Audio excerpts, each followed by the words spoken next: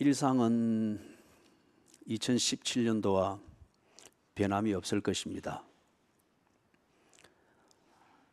여전히 산을 오르는 것과 같고 때로 광야를 길을 찾으면서 그렇게 걸어가야 되는 그런 일상이 여전히 있을 것입니다. 만나는 사람을 여전히 만나야 할 것이고 부담스러운 이 사람을 피했을 때 잔인한 저 사람을 만나게 되는 그런 일들이 올해도 여전히 있을 것입니다. 변함이 없을 것입니다. 문제는 변함이 없는 그러한 일상 속에서 내가 어떻게 변화되어 있느냐 하는 이것이 2018년도를 여러분이 살았던 2017년도와 차별화하게 만들 것입니다. 일상은 변함이 없을 것입니다. 그러나 당신은 변할 수 있습니다. 2017년을 살아보았기 때문에, 그리고 하나님을 믿기 때문에. 그러면은 2018년도 달력을 찢어내는 12월 달에 여러분의 한 해를 보내는 마지막 평가의 말이 며칠 전에 내뱉었던 그 말과는 분명히 달라질 것입니다. 한 장로님과 제가 대화를 연말에 좀 나누었습니다. 오래전에 알고 있던 장로님입니다. 참 좋으신 분이에요. 그래서 안부도 궁금하고 그러던 차에 그 다음에 최근에 듣던 안부에서 좀 장로님께서 사업에 여러 가지로 어려움을 겪으면서 그분이 평소에 가지고 있는 인품과 생활의 격, 이것에서 많이 흔들리고 있다고 하는 그런 소식도 들었고 저도 조금씩 느끼고 해서, 그래서 그 부분에 대해서 좀 얘기 나눌 수 있는 게 있을까, 또 그게 위로가 되지 않을까 싶어서 연말 마지막 날에 그렇게 대화를 좀 나누었습니다. 대화를 조금 나누어 볼 때 처음에는 열지 아니했습니다. 오랜 세월 동안 장로로 지내고 또 자영업을 했던 그 노련함과 노숙함으로 그렇게 아주 예의 바르고 그리고 그러나 거칠애적인 그런 대화가 한 1분 정도 그렇게 갔습니다. 제가 참 답답함을 느꼈고 한편 그 장로님이 참 안 되겠다 싶은 생각이 들어서 제가 문제를 건드렸습니다. 그럴 때 그게 어떤 감정이입이 되고 라포를 이루었는지 장로님이 그렇게 수도꼭지를 털어놓은 것처럼 쏟아놓기를 시작했어요. 듣는 내내 제가 힘이 들었습니다. 왜냐하면 그분과 아주 개인적인 친밀감을 가진 그런 교제가 있고 그런 신뢰가 있기 때문에, 그래서 그분이 그런 힘든 일상을 지내오고 있다는 이게 참 저로서는 힘이 들었습니다. 그분의 사정은 이랬습니다. 간단하게 요약을 하면은 자영업자입니다. 그런데 한동안 이게 참 잘 되었습니다. 저도 그걸 알고 있습니다. 그런데 갑자기 이게 꼭 실이 풀 수 없는 매듭이 지어진 그 부분을 만나듯이 확 꼬여버렸습니다. 이분이 워낙 어떤 면에서는 순진하기 때문에 이 세관의 법이라고 하는 이것에 잘못된 브로커를 만나면서 세관의 법에 걸리면서 다 뒤집어 써버린 거예요. 그런데 말주변도 없고 다른 재주도 없으니까 이걸 풀 수 있는 의지도 없거니와 방법도 모릅니다. 그대로 다 뒤집어 써버렸습니다.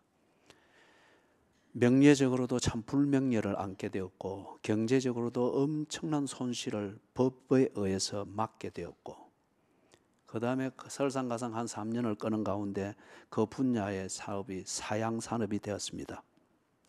그게 다른 아이템으로 넘어가는 과도기를 맞이할 때 기존의 것은 사양이 되는 거죠. 여러 가지로 어렵다 보니까 어느 정도까지인가 생계 문제까지 어려운 지경이었습니다. 이걸 친인척들한테 또 아는 지인들한테 조금씩 돈을 여기저기 빌려가면서 생계를 유지를 하는데, 생계를 유지한다는 그게 참 서글프게 들렸어요. 먹고 살기 위해서 애쓰는 것 그 자체는 부끄러운 게 아닙니다. 그런데 실제적으로는 이분이 파산입니다. 그러나 서글프게 만드는 내용이 뭔가, 이전에 잘 나갈 때에, 잘 될 때에, 그리고 그런 헌금도 덤성덤성하고 한 턱씩 내기도 했던 그 장로의 명맥을 유지를 하려고 자기 관리, 이게 지금 그 말하는 생계 유지입니다. 실제적으로 먹고 살 게 없어요. 그럼에도 불구하고 유지를 해야 되는 것은 이전에 잘 나갈 때의 그 여전히 사장의 모습, 그리고 인심 좋고 후덕한 교회 안에서의 장로의 모습, 생각도 없이 때로는 뭐 필요하면 선행을 섬뜩섬뜩 해주는 그런 장로님의 모습, 이걸 언제나 겉으로 유지를 하려고 하니까 빚을 내어서 생계를 유지하면 그 빚이 더욱더 무리가 많이 갑니다. 그래서 11절 12절에 있는 이 말씀처럼 자기 자신을 그렇게 몰아붙이는 문제들은 분명하게 있었습니다. 11절 12절에서 나오는 문제들은 다 사람에 의해서 오는 문제죠. 그래서 사람에 의해서 만들어진 문제가 때로는 사건을 통해서, 환경을 통해서 다가오게 될 때에 8절에서 나오는 것처럼, 9절에서 나오는 것처럼 땅 끝으로 피해가고 싶고, 땅 모퉁이 한 자락의 공간을 가지고 꽁꽁 숨어버리고 싶은, 실제로 아무 할 것도 없고 하려고 생각만 해도 무기력증에 들게 되어지고 비참하게 여겨지는 것보다는 차라리 숨어버리고 싶은, 어디까지 숨는가? 땅끝 아니면 땅 모퉁이, 거기서 숨어버리고 싶은 그런 상황입니다. 그래서 이거는 단지 자기 생각만으로 그리 되는 것이 아니라 우리가 보는 것처럼 11절 12절에서 보는 것처럼 실제적인 일상에 꼬이게 될 때에 사람을 이렇게 몰아붙여 버립니다. 그래서 이 장로님이 그런 지경이었습니다. 그런데 이런 상태에서 늘 교회를 가고 이전과 다를 바 없이 교회 생활을 이어가나, 그러나 그분이 전화 통화를 통해서 고백을 하던데 예배 드릴 마음이 전혀 아니었다는 거예요. 때로는 교회가 밉더라는 거예요. 왜 내가 장로로서 또 이렇게 시간을 보내야 되나, 이게 속에서 부글부글 끓어오르는 거지만은, 그러나 자기가 자기 자신을 봐도 참 비겁하고 미울 정도로 교인들이 알고 교인들이 그렇게 칭찬해주는 장로의 모습, 이전의 장로의 모습을 유지하고자 하는 여기에 털 몰입이 되어져서 속에는 부글부글 끓어오르지만 늘상 그 시간 그 자리를 그런 모습으로 지키고 있는 자기 자신이 너무 비참하더라는 거예요. 교인들은 장로님을 사랑합니다, 존경합니다 하지만은, 그러나 이 장로님의 이 일상의 진피를 조금 더 알지를 못하는 거예요. 그래서 장로님 반가우시죠, 뭐 즐거우시죠, 그 이전과 다를 바 없는 인사고, 목사님도 잘 지내시죠, 언제나 거칠의 인사, 이것뿐이니 그 자체가 본인에게는 굉장히 힘이 들고 교회를 갔다 오면 더욱더 외롭더라는 거예요. 말 그대로 땅끝입니다. 땅 모퉁이에 있습니다. 거기서 살아남기 위해서 나름대로 애를 쓰나 그러나 분노가 차오릅니다. 사랑하는 여러분, 장로님이 이 경우에서 보듯이 9절 상반절에 보면은, 9절 상반절에 보니까 야곱아 나의 벗 아브라함의 자손아, 내가 땅 끝에서부터 너를 붙들며 땅 모퉁이에서부터 너를 부르고 네게 이르기를. 땅 끝으로 숨어버렸습니다. 땅 모퉁이로 어떤 면에서는 몰려버렸습니다. 이럴 때에 교인들이 인사를 건네주고 목사님이 인사를 건네주듯이 그 표면으로 볼 때는 위로고 격려고 인사고 여전히 교제가 반갑게 이루어지고 있는 것 같습니다. 그러나 그분의 진피를, 일상의 삶을 가지고서 어떤 어려움을 겪고 있고, 그리고 땅끝에 몰려서 이제는 한 발짝만 더 뛰면 추락하는 이 상황을 조금도 알지도 못할 뿐더러 알려고도 하지 않습니다. 이게 오늘날 우리가 말하는 교회 안에서 이루어지는 성도의 교제의 실상입니다. 교제는, 진정한 교제는 상대방의 진피를 알아주고 그 진피에 대해서 관심을 가져주고 그 진피가 느끼는 그 고통으로부터 벗어날 수 있도록 무언가를 해주고자 하는, 이게 진정한 교제죠.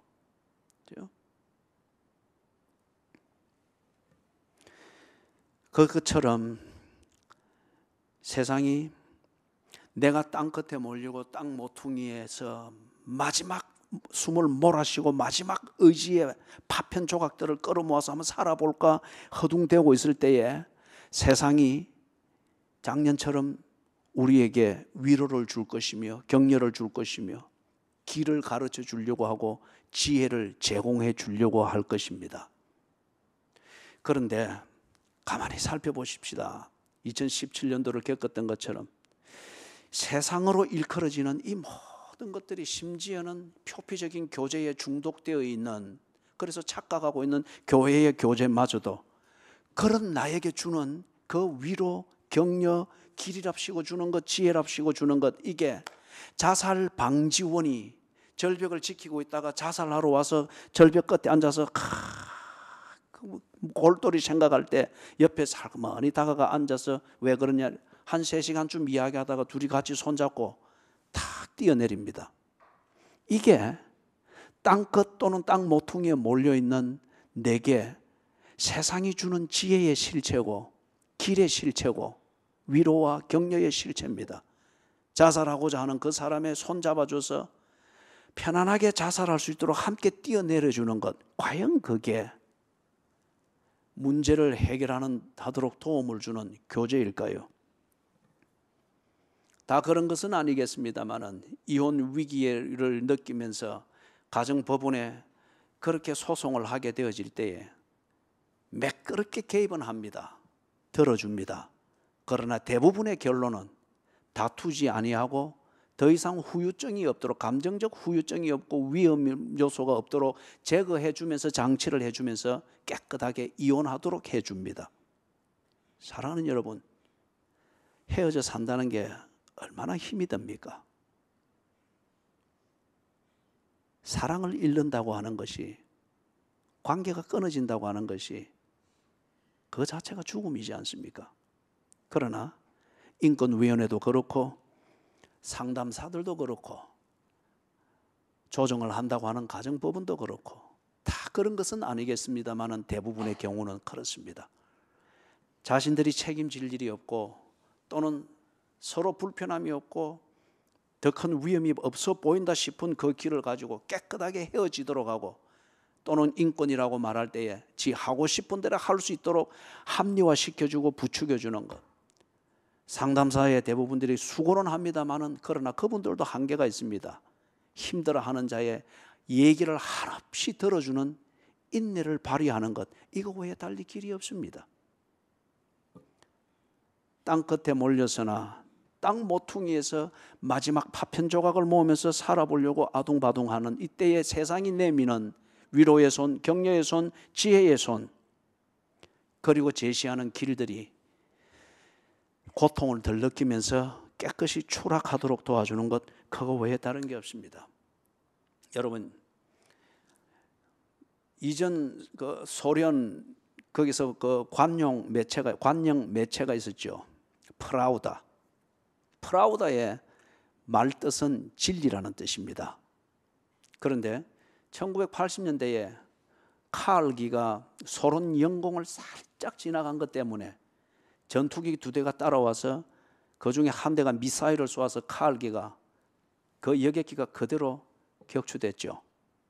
이 사건을 두고서 뒤에 구구한 얘기들이 많았습니다.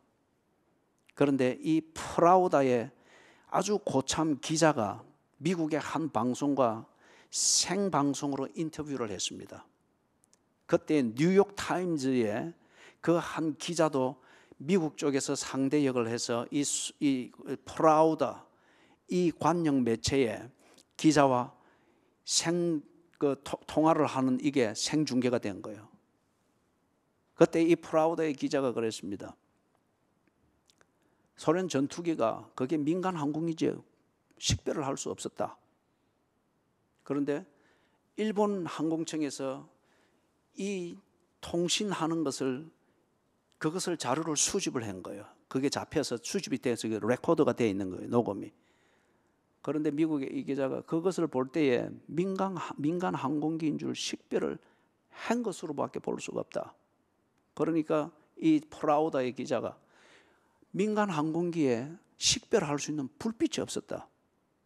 그런 미국 기자가 수집된 자료에 보니까 불빛을 보았다고 전투기 중에 한 조종사가 다른 전투기 조종사에게 이야기를 했다. 그러니까 이 프라우다 기자가 그 말을 대본에 딱 받아가지고 그렇다. 그 불빛은 민간 항공기의 불빛이 아니고 칼길을 중심으로 해서 전투기 2대가 돌고 있었는데 거기서 한 조종사가 봤다는 불빛은 상대방에 있는 다른 전투기의 불빛이다. 그러면 불빛을 보았다고 하는 것은 인정이 됐다는 거지 않습니까? 그러면 누구 불빛이냐는 거예요. 그때의 이 미국의 뉴욕타임즈의 기자가 바로 받아서 오늘 당신과 내가 생중계로 인터뷰하게 된 것을 다행으로 여긴다. 그러면서 일본 항공청에서 수집한 그 녹음 파일을 그대로 읽어준 거예요. 소련 전투기의 조종사가 불빛을 보았다고 하는 그것의 그 문장은 지금 타겟, 그러니까 칼 항공기죠. 타겟 항공기의 불빛이라고 그 사람이 직접 이야기하는 그 레코드를 그대로 읽어준 거예요. 그리고는 프라우다 이 기자가 더 이상 말을 못했습니다.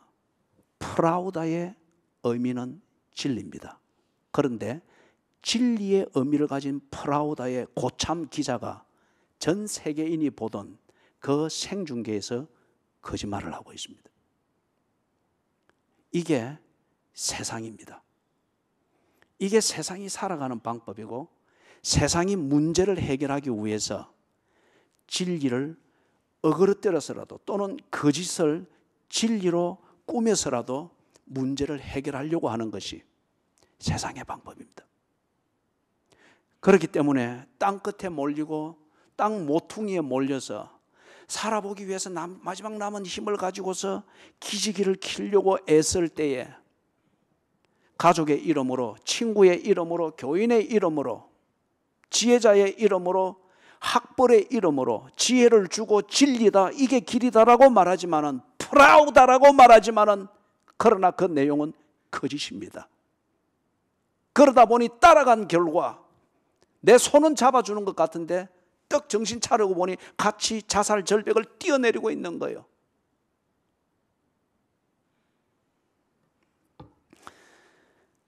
(8절) 그리고 (9절) 하반절을 보니까 이런 상태에 있는 이스라엘에게 또는 저와 여러분에게 하나님이 개입하십니다.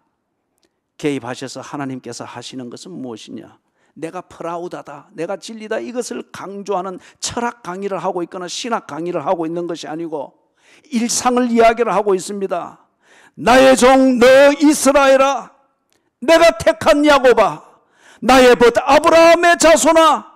9절 하반절에서는 너는 나의 종이라, 내가 너를 택하고 싫어하여 버리지 아니하였다.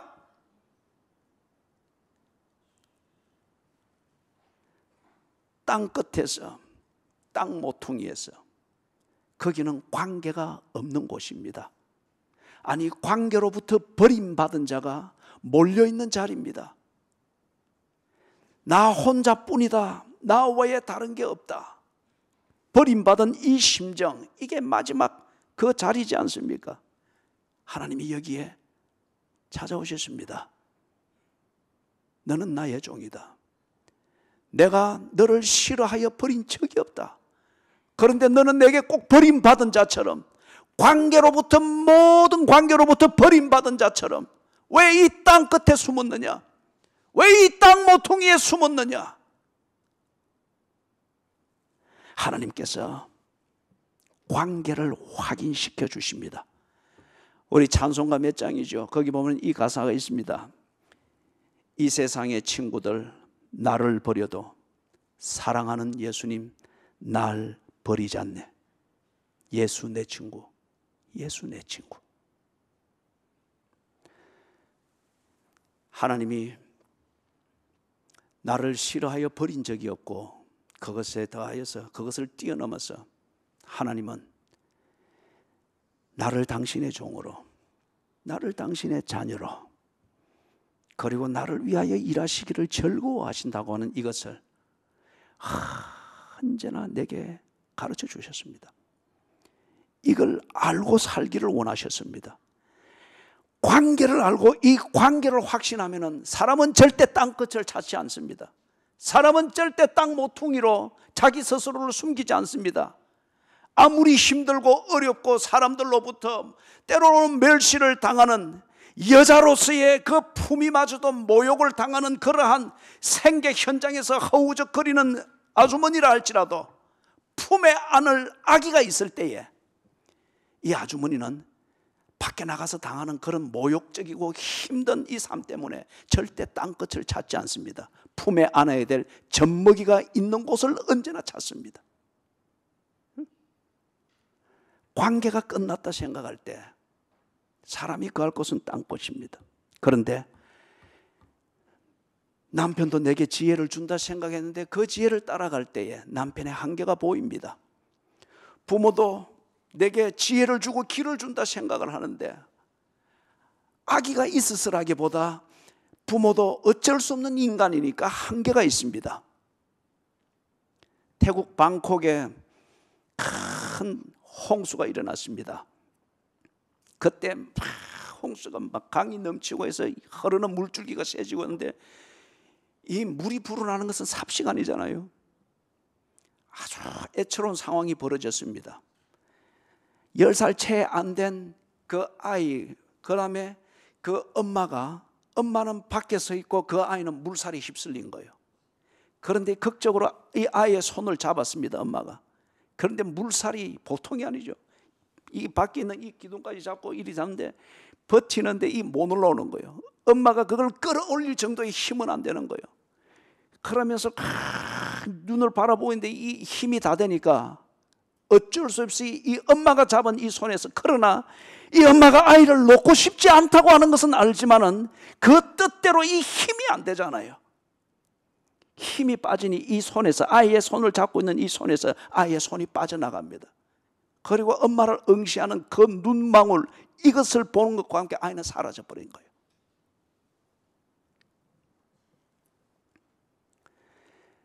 아기가 없다 할지라도, 악한 생각과 의도가 없다 할지라도 인간의 한계입니다. 세상의 한계입니다. 부모가 자식을 사랑하지만, 남편이 아내를 사랑하지만, 아내가 남편이 제가 살아가는 삶의 의미이지만은, 그러나 땅끝으로 몰릴만 하고 땅 모퉁이에 숨을 만한 일상을 겪어서 모퉁이를 돌아갈 때 앞에 아무것도 안 보이는 그 때에 도와주고 싶으나 한계가 있습니다. 나를 사랑하는 것은 알지만은 그 사랑에 책임질 수 없는 것을 알기 때문에 우리는 땅끝에서 아내를 원망하지 않습니다. 부모를 원망하지 않습니다. 내 인생을 불평해하지 않습니다. 그게 인간의 한계이기 때문에 하나님께서 그런 우리에게 찾아오셔서 관계는 끝나지 아니했다. 내가 너를 나의 종으로 알고 있느니라. 이것을 증명하셨습니다. 그것을 믿을 수 있도록. 땅끝에 몰렸을 때 웬만한 걸 믿을 수 있겠습니까? 못 믿죠. 하나님이 이때 우리를 믿을 수 있도록 증거를 주셨습니다. 그게 뭐냐? 십자가입니다. 십자가입니다. 네가 나의 종이며 네가 나의 자녀며 나는 너를 기뻐하는 너의 하나님이니라. 이걸 때문에 내 죄를 대신하여 새 속의 물살에 휩쓸려 내려가지 아니하고 나를 대적하는 자들, 나를 치려고 하는 자들, 나를 올가매려고 하는 삶들, 러시아의 시인 푸시킨이 말했던 것처럼 나를 속이며 나를 힘들게 만드는 삶의 물길이 거세게 나를 몰고 갈지라도 하나님께서 그 물줄기로부터, 이 세속의 물줄기로부터 나를 실망시키고 좌절시키는 내 일상의 부정적인 이 세력으로부터 나를 붙들어 지키기 위하여서 당신이 몸부림쳤던 그 흔적을 내게 보여줍니다. 그게 십자가입니다. 그분은 결코 나를 놓지 아니하였습니다. 땅끝이라고 해서 그분의 손이 그 땅끝에 미치지 못할 정도로 짧아서 안타까워하는 그런 분이 아니셨습니다. 기필코 당신의 자녀가 있는 곳에는 그분은 반드시 있었고, 당신의 자녀를 구해야 되는 일에 있어서는 그분을 감당할 수 있는 세력이 없었습니다. 이것을 보여주는 증거가 십자가입니다. 그래서 13절에서 그렇게 말을 합니다. 나 여호와 너의 하나님이 네 오른손을 붙들고 네게 이르기를 두려워하지 말라. 내가 너를 도우리라 할 것임이라.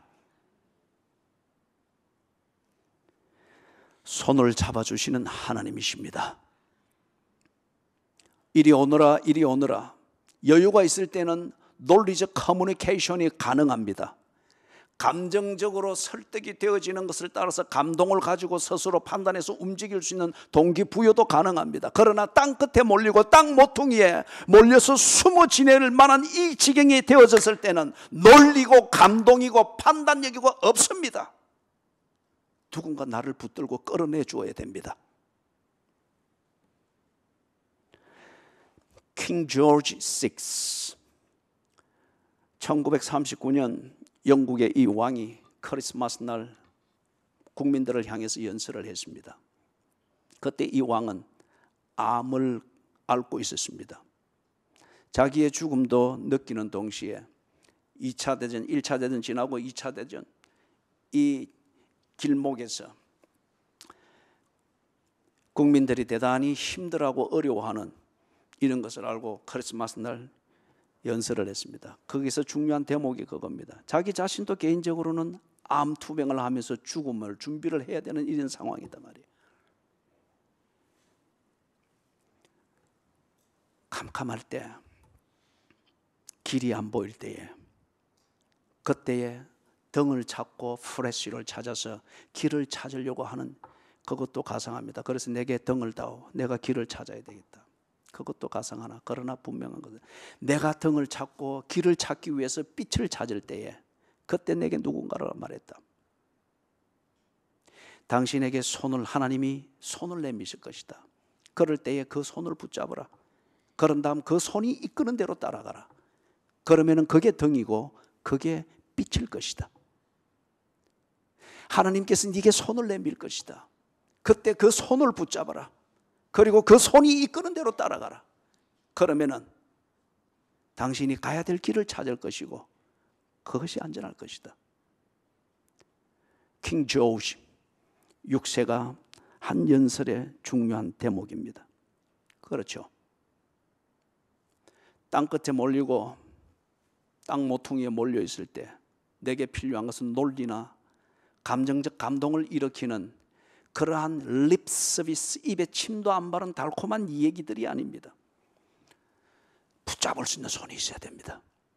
아니, 내 손을 붙잡아 줄 수 있는 그것이어야 합니다. 그리고 그 손은 홍수로 그 급류의 세기가 있다 할지라도 절대 나를 놓지 아니할, 나를 능히 구해낼 수 있는 힘을 가지고 있는 그 손이 나를 붙잡아 주어야 됩니다.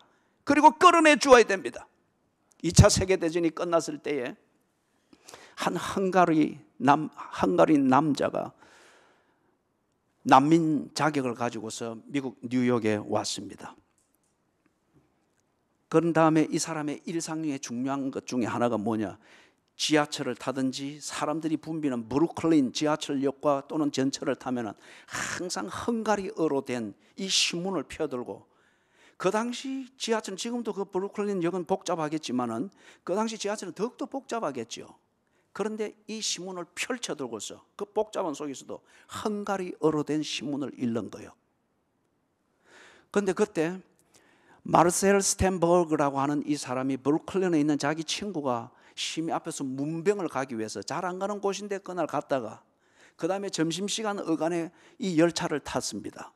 그것도 자기 스케줄에는 없고 그 스텐버그의 이 스케줄로서는 다니는 길이 아닌데 그날 그 시간에 그 기차를 탄 거예요. 빽빽한데 한 사람이 보니까 신문을 쭉 펼쳐두고 아주 그 무례하게 보일 정도로 그렇게 읽고 있는 거예요. 보니까 헝가리어입니다. 그 당신 헝가리 사람이냐? 그렇다. 근데 이 시간에 이게 참 복잡한데 왜 이것을 펴고 이렇게 읽느냐? 그때에 이 사람이 대답을 하기를 내 아내를 찾기 위해서다. 아니 결혼할 배우자를 찾고 있다는 말인가? 당신의 아내를 찾고 있다는 말인가? My wife. 내 아내를 찾기 위해서 그런다.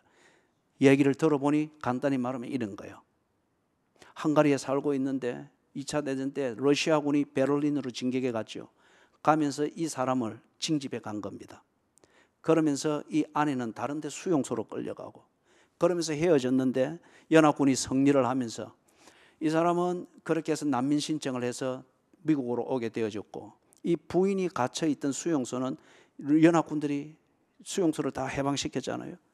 그러면서 이 헝가리 남자가 기대하기로는 연합군들이 해방시킬 때에 난민 심사를 해서 자기 아내가 미국으로 왔으면 좋겠다는 이 희망을 가지고서 만약에 미국에 와 있으면은 내가 헝가리 신문을 읽고 있을 때에 내 아내가 보든지 아니면은 아내를 알고 있는 사람이 보든지 소식을 알고 있는 사람이 볼 때에 접근해 오지 않겠느냐는 이걸 가지고 사람들이 많이 모이는 곳을 찾아다니면서 헝가리어로 된 신문을 펼치고 늘 읽었던 거예요.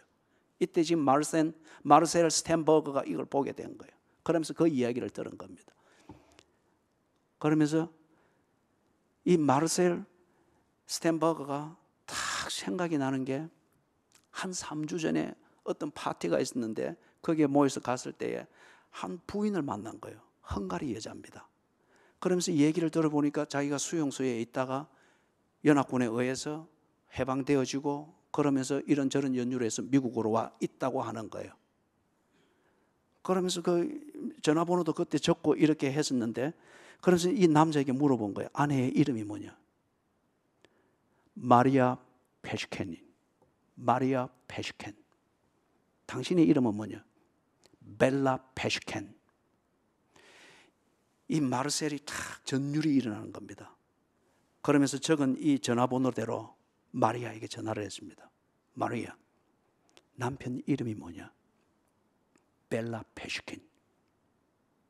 그때 이 마르셀이 마리아, 아마 오늘이 당신의 생애에서 경험하는 최대의 기적을 경험하게 될 것이다.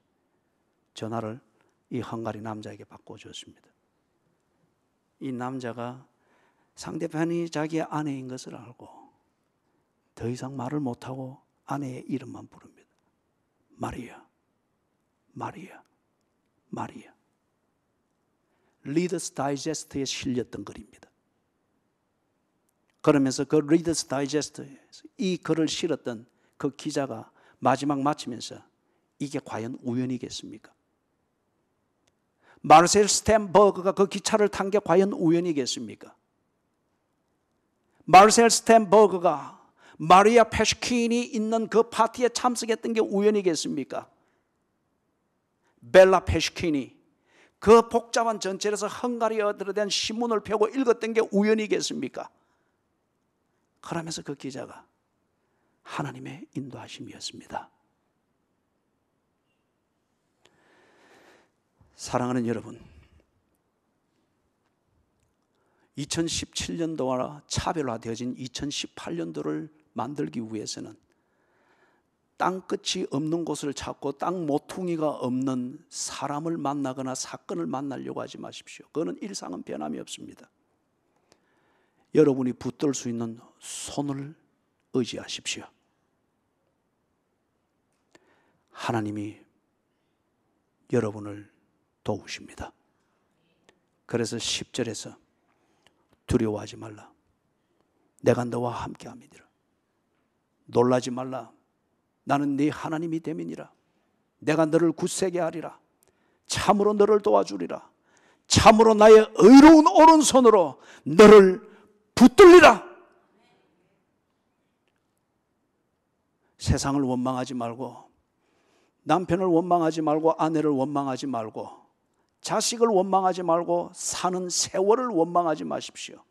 한계가 있습니다. 그리고 세상은 프라우다, 진리라고 말하나, 그러나 세상은 진리를 만들 수 있는 능력이 없습니다. 그러니 원망하지 마십시오.